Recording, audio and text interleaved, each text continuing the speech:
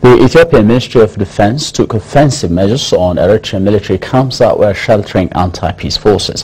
In a statement sent to Ethiopian Radio and Television Agency, the ministry noted the attack that took place on camps bordering Ethiopia in Afar area on Thursday morning was accomplished successfully.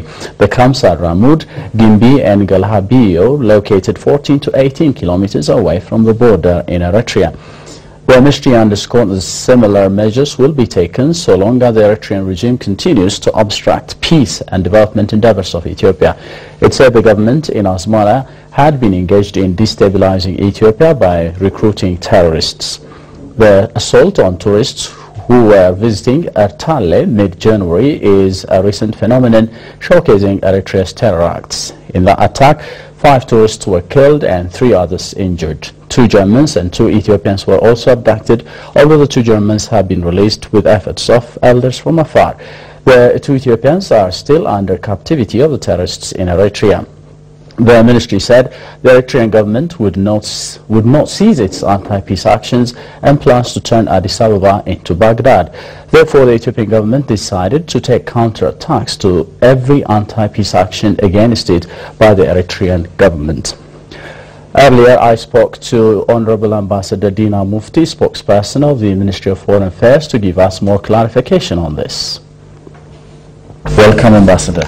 Well, thank you. Thank you very much for joining us in the studio. I just want to have a quick discussion on that, on the line of the current state of the measure that has been taken by the Ethiopian government.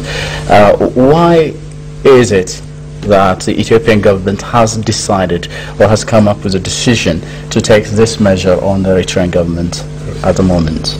Well, this action has been activated by the very behavior of the Eritrean government. The Ethiopian government has given a chance for a peace for some times, because we do have priorities,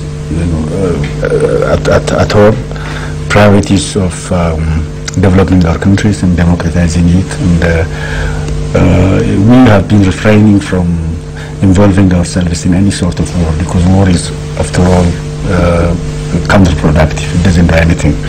However, the Eritrean government has been terrorizing the region. It has become a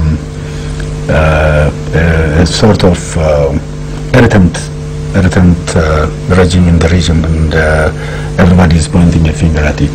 The IGAD, the African Union, the international community has already proved that this government has been not helpful. It has been counterproductive. It has been anti-peace and working for anti-peace purposes.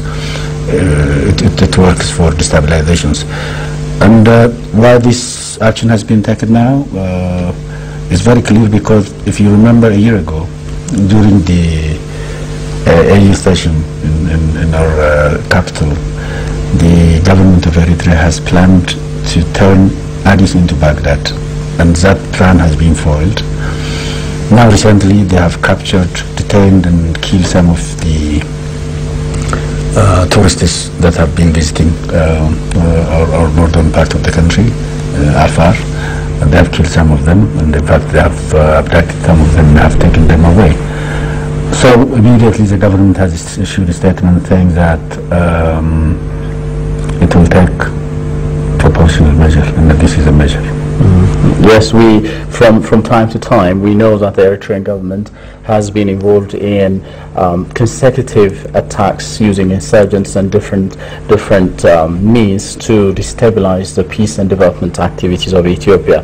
So this is probably now a one-time action that has just been taken against the Eritrean government. So what would the Ethiopian government probably plan in the long run to do if the Eritrean government or regime doesn't refrain from such acts?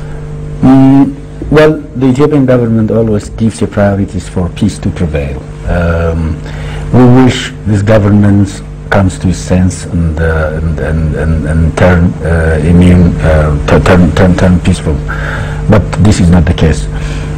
So what the Ethiopian government plans to do is, one is to take proportional measures so as to counter any acts of destabilizations by the Eritrean regime. The second thing that you can do is to carry out diplomatic activities so that you can isolate the Eritrean regime and weaken it, as it is the case right now.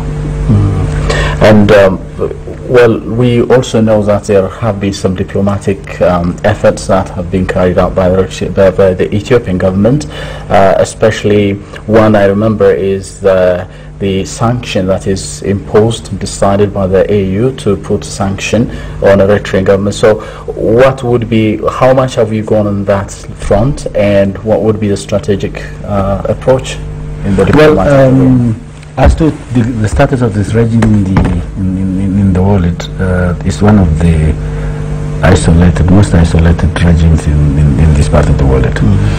Because it has been slapped with sanctions twice within less than 4 years.